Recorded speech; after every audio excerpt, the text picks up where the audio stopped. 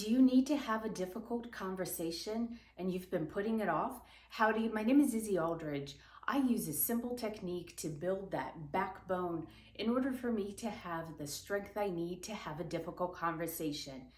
All I do is work with governing meridian that starts at your tailbone, wraps all the way around your back, and ends at the top of your lip. All you have to do is do slow figure eights from the bottom of your sacrum all the way up to the spine. You don't have to worry about if you missed the spot, and you go all the way up your spine, around your head, and you end at the top of your lip.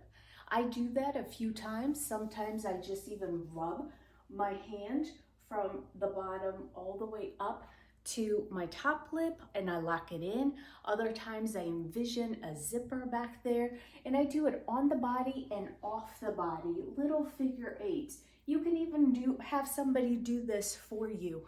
You can do this right before you have that difficult conversation. Until next time, keep moving energies.